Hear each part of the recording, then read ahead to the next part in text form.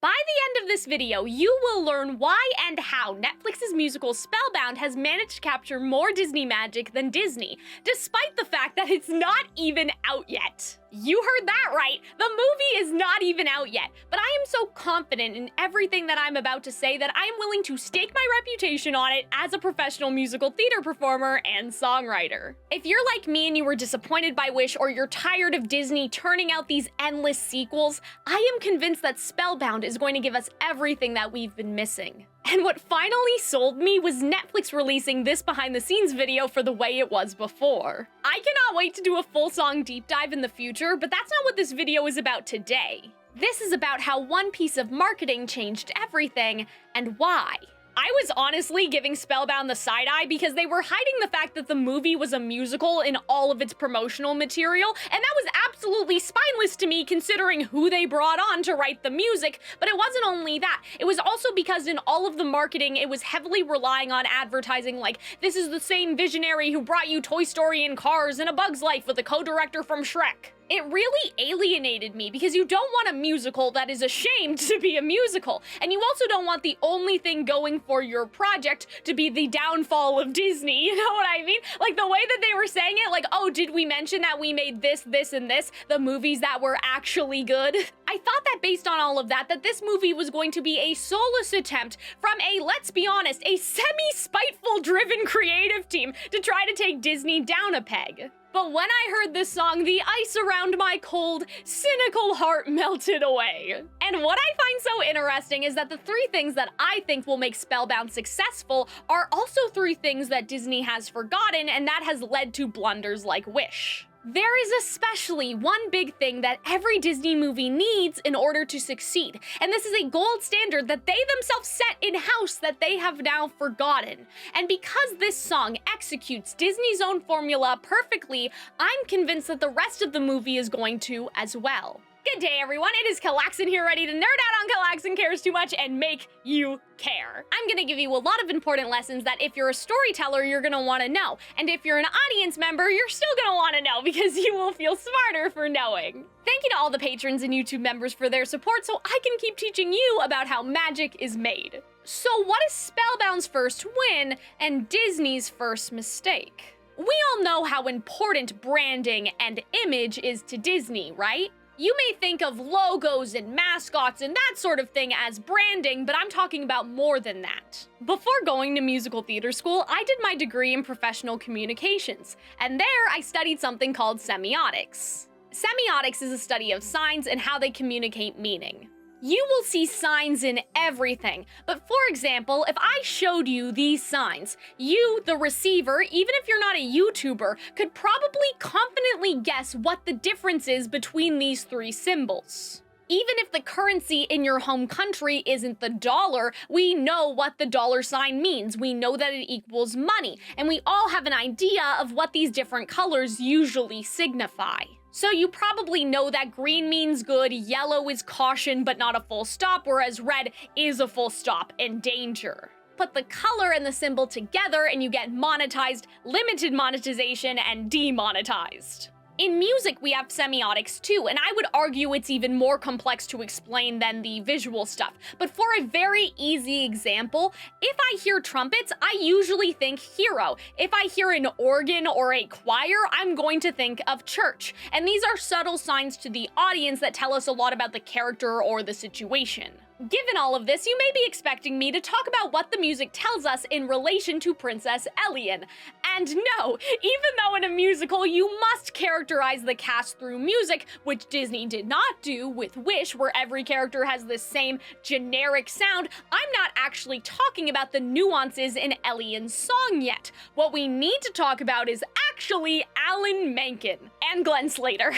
Now hold on, because some of you may be thinking, oh, they got the Disney guys, that's the answer, look at this shiny other video in the recommended tab, but stay with me because they are only a small piece of the puzzle, and they are still not the answer to this riddle of the one thing every Disney movie needs in order to succeed, because not every Disney movie has them. But the reason why I wanted to talk about this first is because Alan Menken especially created your childhood. His music is imbued with a magical, semiotic sign. You as the audience member decode those signs, and what you receive as the message is decades of nostalgia and magic and love. Spellbound has utilized his particular compositional signatures. I mean, like, listen to the end of the song they released and the end to another Disney song. So when we are talking about one of Disney's many mistakes, I find it crazy that Disney just let this happen. Me, as Calxiyn, yes, I want Alan Menken and Glenn Slater to work on other projects and secure the bag. I want this industry to be competitive because it could pressure Disney to change. But if I were Disney, I'd want to lock Alan Menken in a secret dungeon underneath Magic Kingdom. Because when we talk about semiotics, Alan Menken musically equals Disney. Of course, Disney has had other songwriters in the past, like with The Lion King, and even in the present with Frozen and Moana. But the problem with something like Frozen is that, to me, the Lopez's sound represents the Frozen IP, not the Princess IP. Alan Menken also did Hercules and Hunchback, but when you think about at least the princesses starting at the Renaissance with the musical movies, there are only 8 of them, and Alan Menken worked on 5, with Tiana, Mulan, and Moana being the exceptions.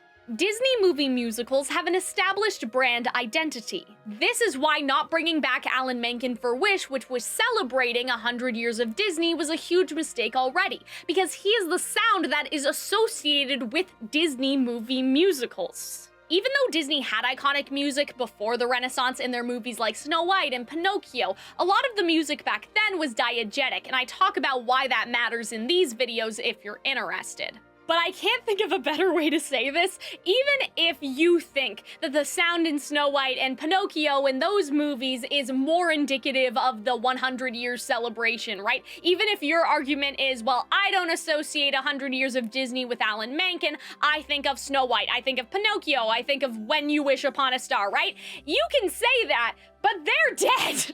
We cannot hire those people, they are not alive. The Renaissance evolved the idea of what a Disney movie was, and people go into Disney movies with those expectations that have been built based off 100 years of storytelling, and the terrible pop music in Wish shook audience trust because of that. To the point where a lot of people, including me, are like holding their breath for Moana 2. Like, I'm really hoping for the best, you guys, don't get it twisted. I want to believe in them so much, but I'm kind of sitting here like with my fist clenched and like my jaw tight. Like, I just cannot sleep at night not knowing whether or not that this is gonna be good.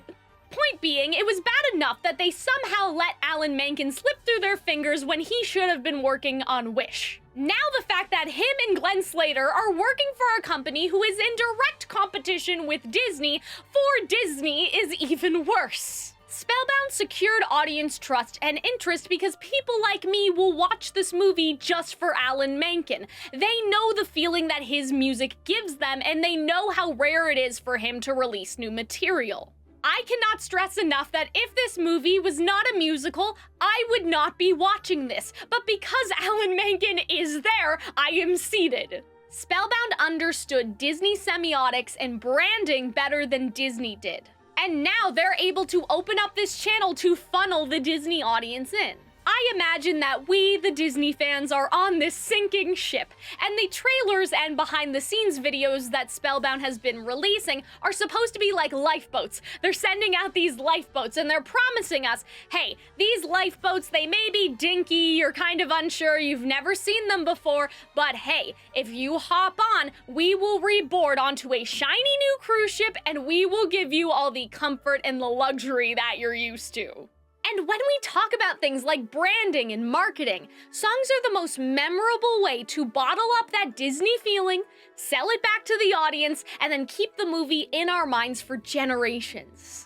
Unlike a movie, which is a long time commitment and you may only throw on every once in a while, a song can be taken with you anywhere and played every single day, sometimes multiple times a day. And this is what encourages Disney fans with money to go on the cruises or to the parks, and of course to go to the theater and see the new movies. I already like Thing. Thing is in my consciousness. This is more of the thing I like. But because this is not thing I like, they haven't been getting my money. In fact, I think I've made more money talking about Wish than a movie theater ticket even would have cost. They have not been getting my music streams. They have not been getting my time sitting there in the theater. They have not gotten me to buy merch. But Spellbound will. And I really wonder how Spellbound could impact Disney in the future. 99% of the time, composers and lyricists are contractors. Like, they're not typically retained as employees by the company. I am wondering if Disney will at least try to be more strategic about this in the future. One of the ways that they could try to snatch people up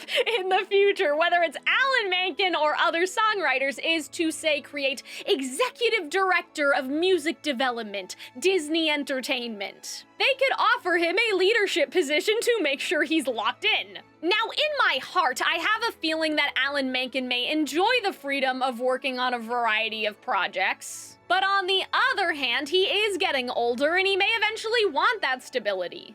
It would be really exciting if Alan Menken started to train and mentor direct successors, potentially even with the lyricists who he has worked with in the past for different Disney projects. And of course, all of this is speculation, but it's also possible that the opposite has happened and there is a burned bridge here. And Disney tries to, without any of the past songwriters' help, champion one person or a new team as the next generation of Disney sound. Even though you have Lin-Manuel Miranda, as well as, again, the Lopez's, I feel like that Lin is to establish in his own brand to be representative of the Disney brand, and to me, the Lopez's are locked into Frozen.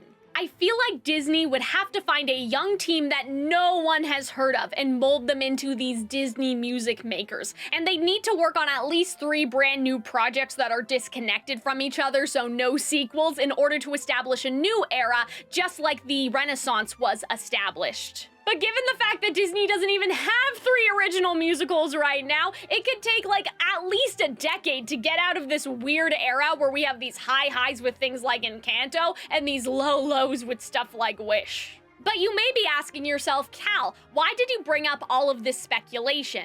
And it's because, in my opinion, having this revolving door of songwriters, whether it's people that are actually talented like Lin-Manuel Miranda or these truly abysmal choices like Julia Michaels, has diluted Disney's musical brand recognition. Not only has the idea of the Disney movie musical been compromised by having, again, high highs like Encanto and low lows like Wish, where people are now sitting down in the theater and they literally don't know how it's gonna be and what they're getting. It's also been compromised between, like, the same IP. You have Moana, and then with Moana 2, they didn't even bring back Lin, which also compromises the IP because now nothing is sacred. At least with a new project, people are always a little hesitant, right? Like, I don't know if I'm gonna like this as much as I liked other thing. But with Moana and Moana 2, you should at least be sure that if you liked the first one, you will like the second one. And people can't even be sure about that anymore.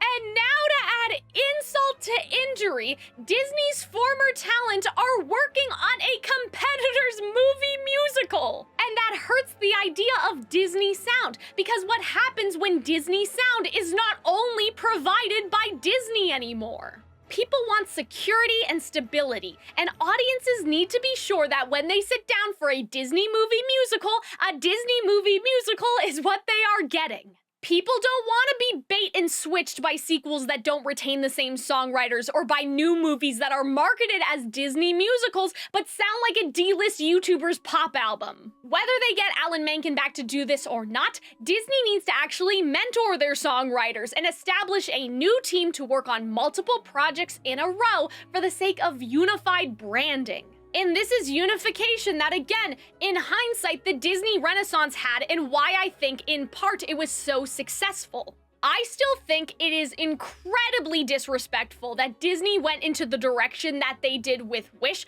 because it was Broadway talent, Alan Menken and Howard Ashman's Broadway talent, that saved Disney from bankruptcy.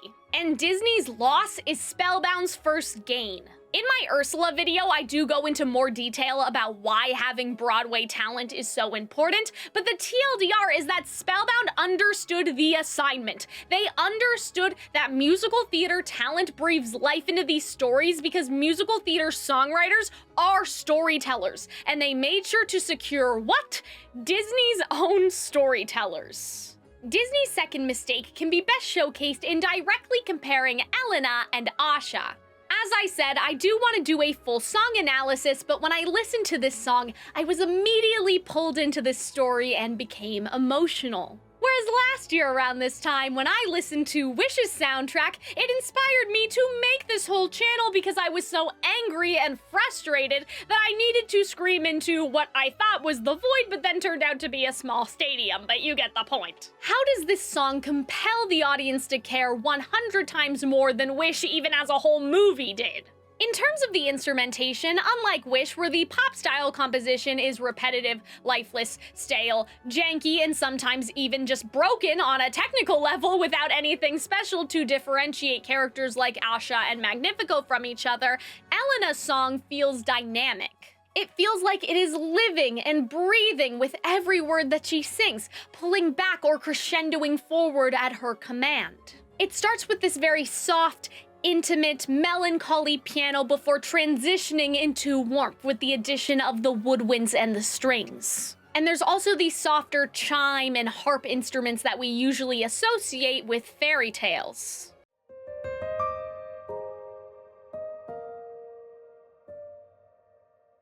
Shattered walls, empty hallways, endless talks, celebrations.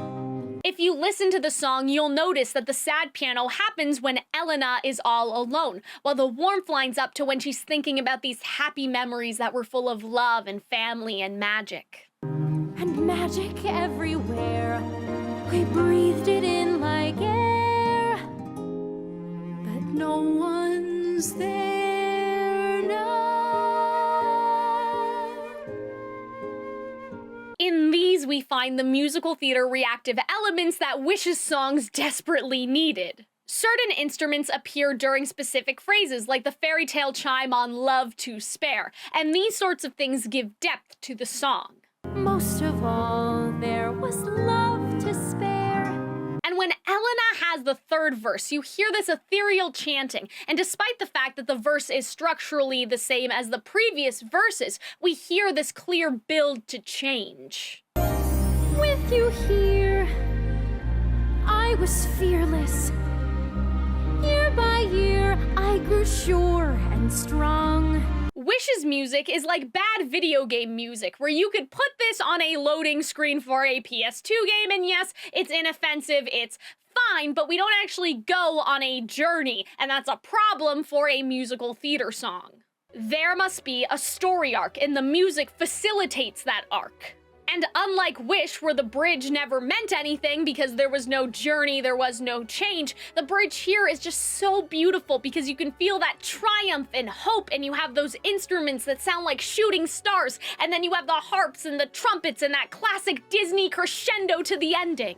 And can we please talk about this shot? Like, I feel like this shot is like so shady. Like, does this not look like we did Asha's wishing song, but better? Like, think about this. The stars we used to wish on, and the wishes that we made, things like that must live on, can't we go to where they've gone, is 100 times more beautiful and more compelling than even Wish's best lyric. Dare I say that that line actually captures the thesis of Wish better than Wish did, which is terrifying because that's not the main message of this movie. It should not be so easy for this song from Spellbound to serve the thesis of another movie that it was not written for, even better than any of Wish's music. Think about that lyric if it was in the context of Wish.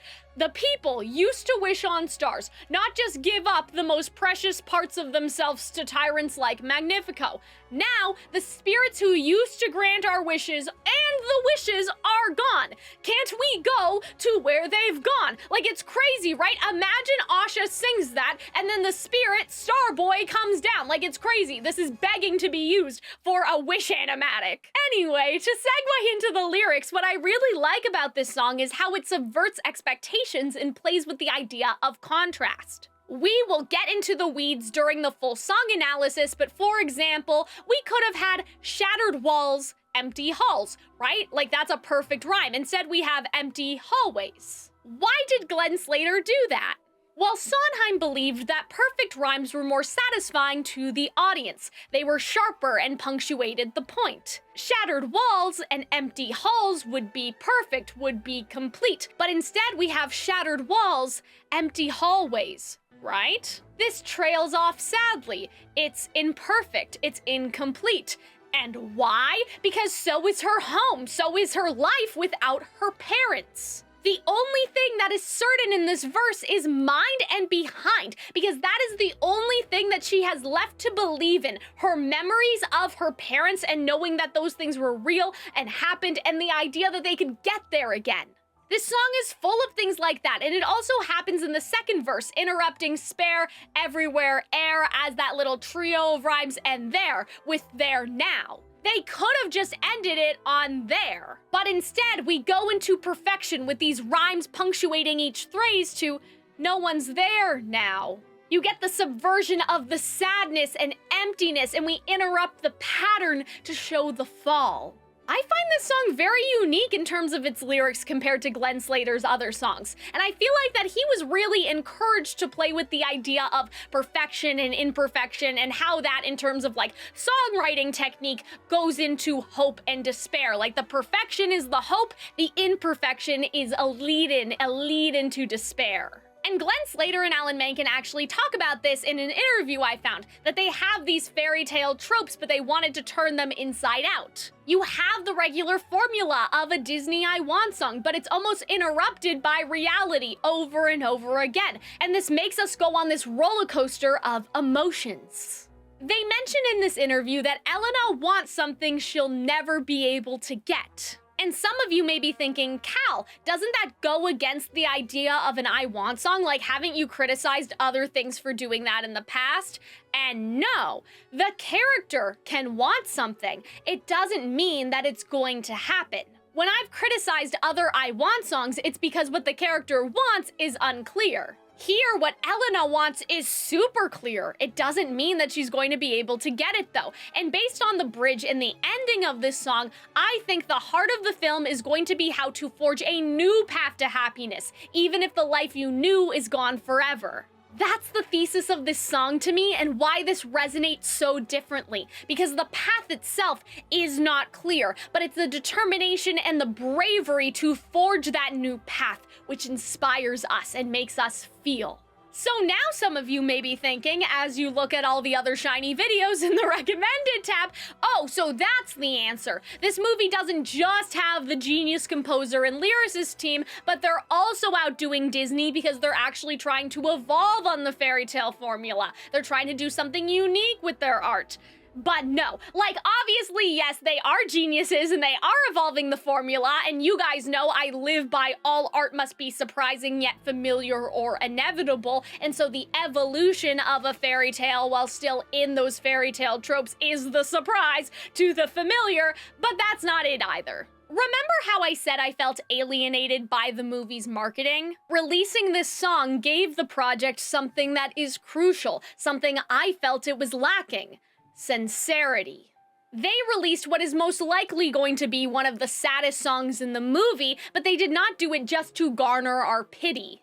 The reason why this is so smart is because they decided to show Elena at potentially one of her lowest moments, at a point where she is vulnerable with us and genuinely connecting with the audience. And because of that, we are sucked into the story and want to see her succeed. One of Disney's own Bibles states, on heroes, the audience must understand their problems, cheer for their efforts, and enjoy their successes. If there is no victim, there is no villainy, only threatening potential. And in a musical, the characters are most strongly established by what? The music. Where are characters most vulnerable?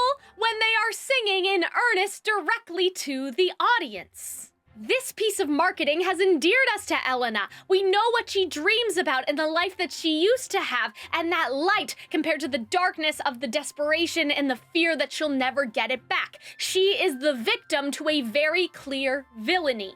Spellbound almost fumbled by hiding the musical theater aspect, but at least at the 11th hour they pulled through, and this choice, I believe, will convince the undecided to watch this movie. I mean, it moved me so much that I'm here telling you to support the movie. I'm using my platform, or at least word of mouth, directly to people to tell them to go see it because this emotionally impacted me so much. There is power in that. The problem with Asha is that her lyrics were so terrible, so off-putting, and so forced that they didn't feel sincere or authentic, and that meant we couldn't connect with her. Like, Julia Michaels never gave her her own voice. Every character talked the same, whether it was Magnifico or Asha, like they all had this weird way of speaking.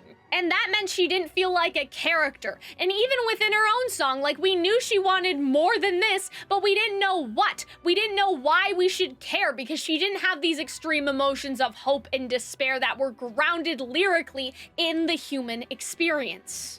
I mentioned this in this video, but the only time that I felt emotional at all for the entire movie was seeing Asha's relationship with her grandfather because I had recently lost my grandfather, and they didn't work that into the songs at all. I think that the thought of Asha's grandfather dying before his wish could be granted, that he would die unfulfilled, and that he would die forgetting his own wish would have made us all cry because that's so real. That is a fear that all of us have, and it may even have happened to someone that we know.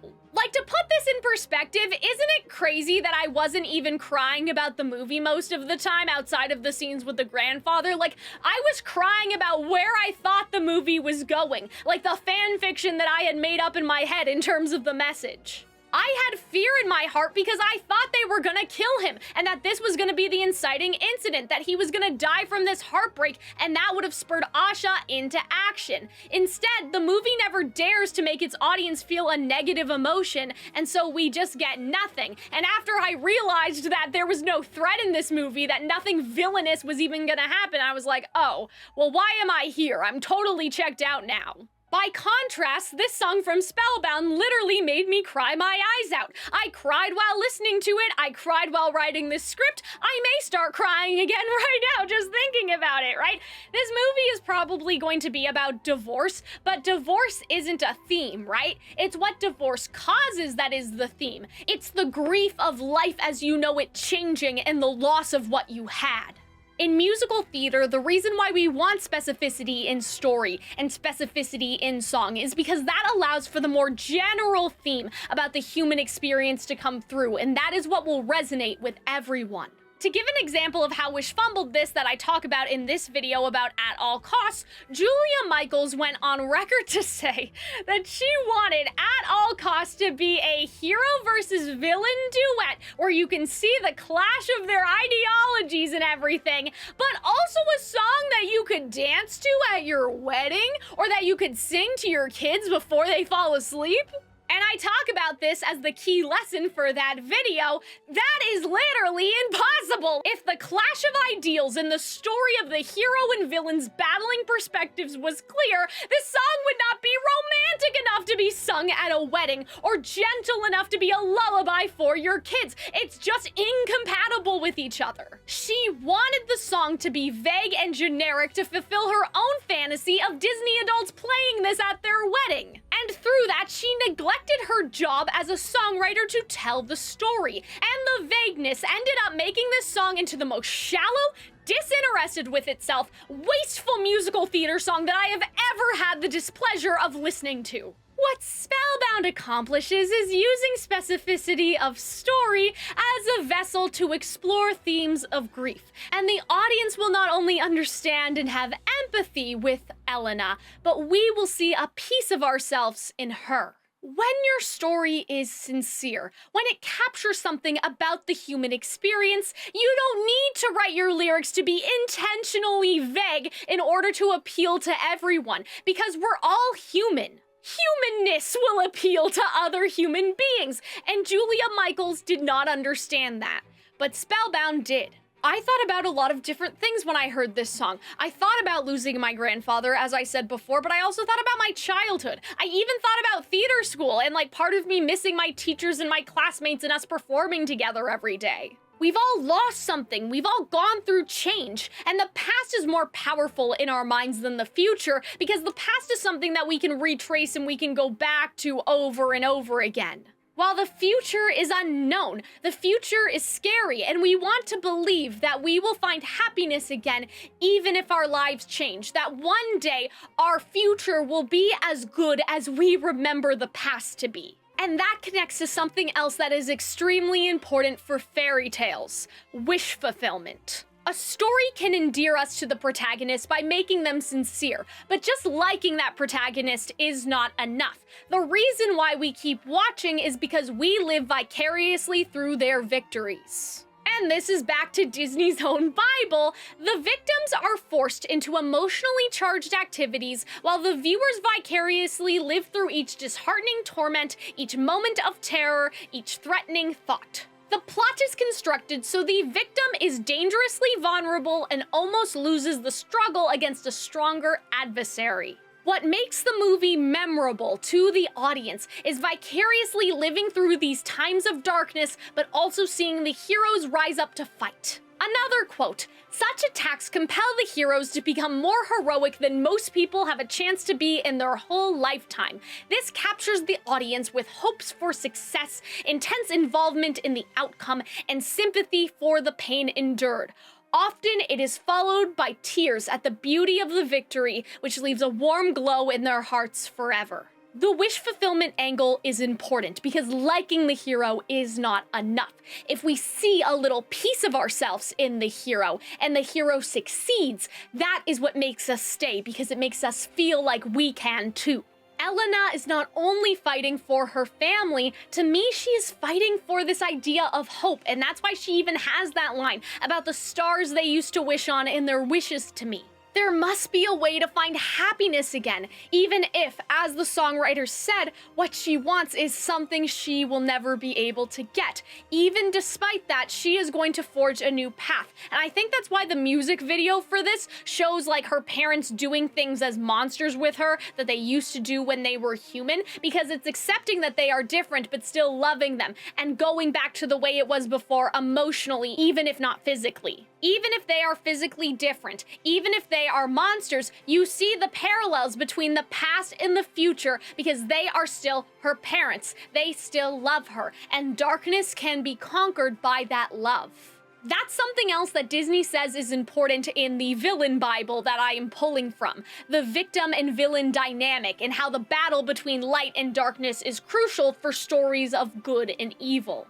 And what's more traditionally evil than a literal curse of darkness destroying the land, an evil that has taken her parents away? Another reason why we could not be endeared to Asha, other than the lack of sincerity in her song and then the song itself being a crime against music majors everywhere, is because the hero is only as compelling as the threat, as the villain. The villain is the one who acts and the hero reacts. They must both be written strongly because if one of them is weak, it negatively impacts the other. If the hero is too strong, the villain seems pitiful and there are no stakes. But if the hero is too weak, we get annoyed because we don't like heroes who are too meek or too afraid to do anything about their circumstances. It's not just about Asha being likable or unlikable, it's that we're sitting here thinking like, Magnifico isn't that threatening, like I could handle that, she just sucks, and that's not compelling. On the flip side, because Asha actually acts and then Magnifico reacts, she ends up being accidentally slotted into the villain half of Disney's traditional villain and victim dynamic, even though she's supposed to be the hero.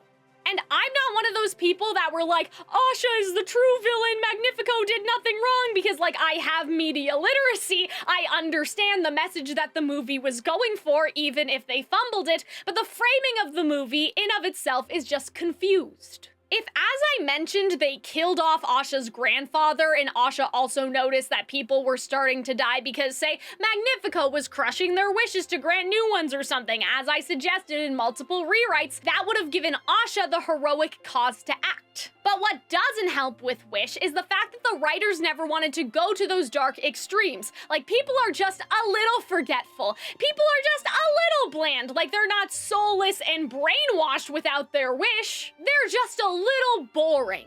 Asha's mom's wish was crushed. You would think that that would kill somebody, but she's fine. They decided to go with this bland, non-committal route where there is no darkness and there is no horror, and that means that we cannot be convinced that Asha needs to take a stand because literally nothing is happening. We are emotional when the villain or the darkness is a genuine threat that makes us uncertain of the victory. Just like how in our own lives that sometimes we face struggles and hardships that we're not sure that we will triumph over. The stakes in Spellbound seem incredibly high. Even in this one scene, it seems like the castle has been destroyed, so it's not just her parents, but now the darkness has actually, like, swept through the entire kingdom and, like, either killed everybody or they all had to flee, right? Whereas recent Disney movies, with their twist villains and their non-existent villains, feel like that they are giving their heroes these high highs without deserving it, without any darkness. Characters have their triumphs and their successes in the newer Disney movies, but without the darkness, the light does not shine bright. Without the threat of darkness, there is no need for such a strong light. And that's why Disney legends of the past, like the people that wrote this Bible, said that darkness was integral for these fairy tale stories.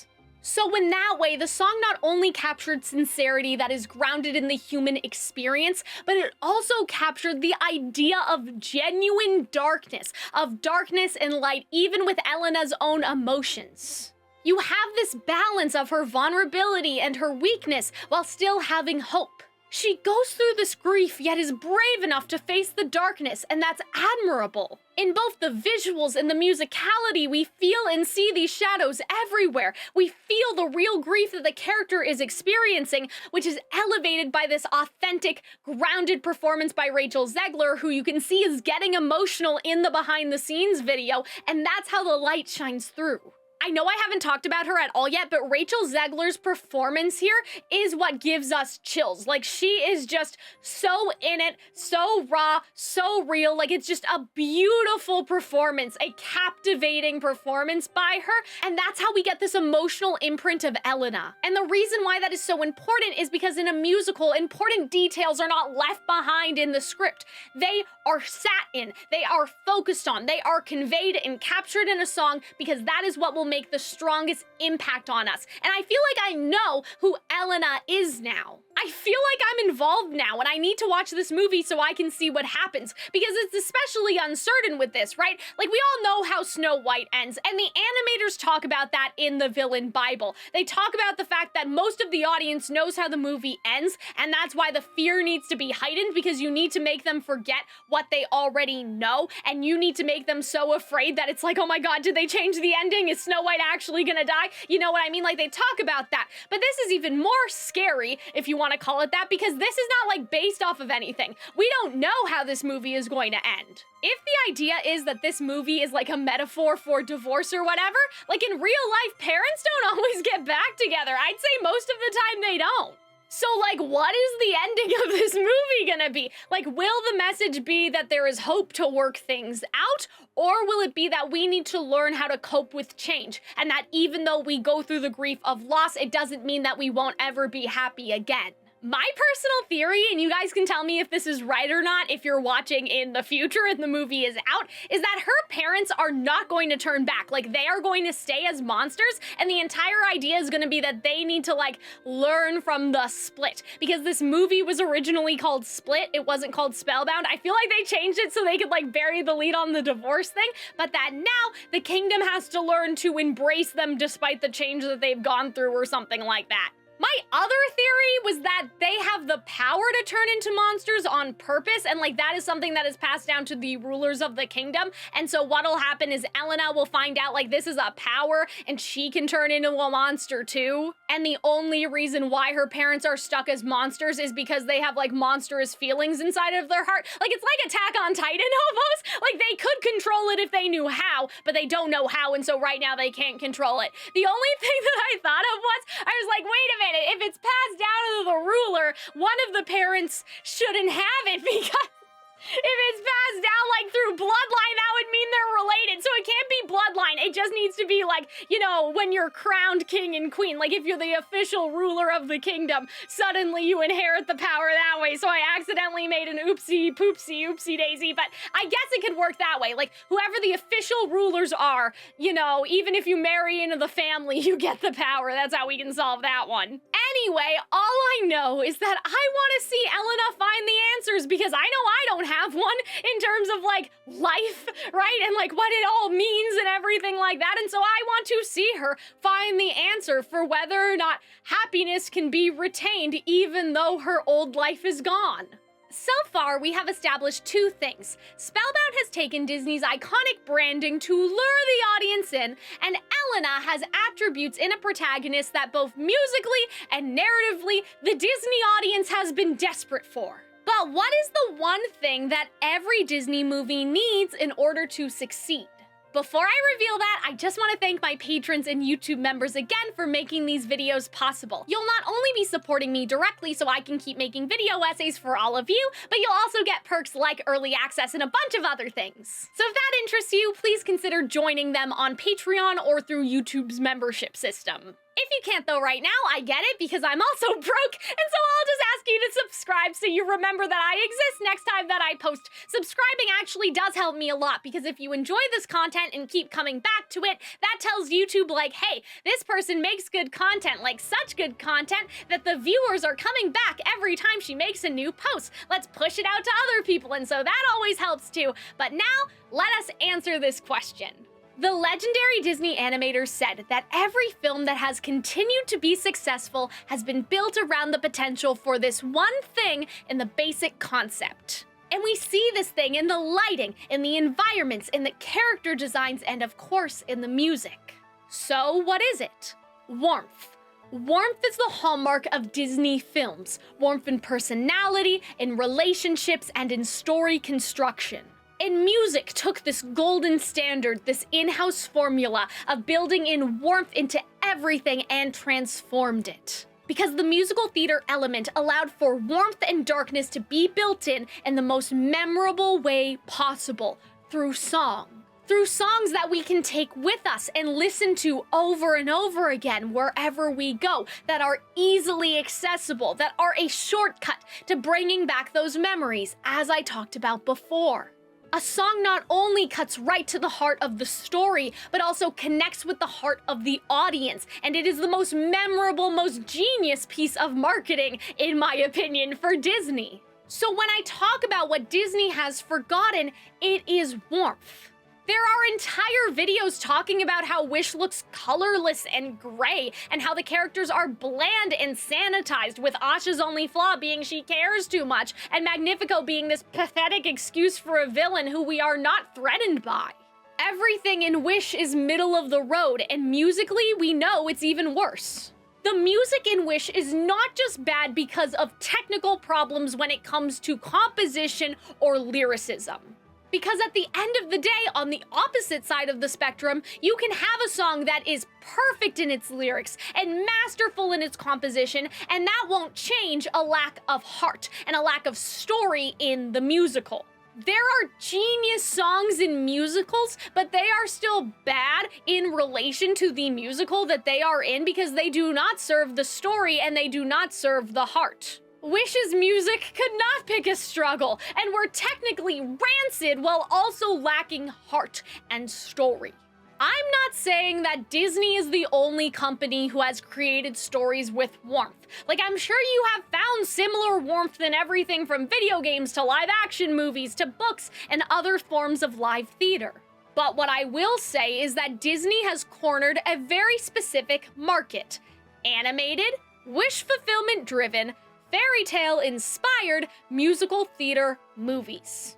I promise that I like other things, but this combination of things is what I love the most. And even though we have had things like Prince of Egypt or Anastasia, we are still lacking in things that rival Disney in this market. Or even if attempts have appeared, they have been bad. Yes, you guys may be thinking that I'm talking about Thumbelina, which I am, but I'm also talking about the Swan Princess, okay? I know that some of you are gonna come for me. Let me know if you want a video about why I think the Swan Princess is bad. It's not like the most terrible movie to exist, but the songs are bad in the context of the musical. They are so vague, and they did not understand the assignment, so let me know if you want me to talk about that. I know that's controversial, except for the opening. The opening number is good, the rest of the Swan Princess is not good. And if we have had masterpieces, they were not given the budget and the reach to rival Disney. And in that case, I am talking about Barbie the Princess and the Pauper when I say that. If Barbie Princess and the Pauper was remade today,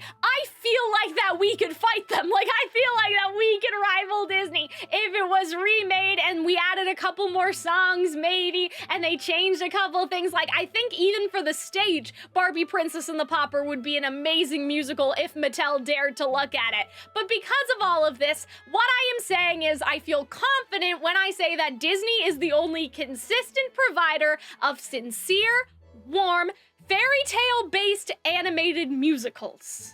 So the question becomes, what'll happen if Disney's not anymore? What is going to happen if other studios start to do the Disney formula of warmth and the basic concept, of the fairy tale and the wish fulfillment story, and of the movie musical better than Disney?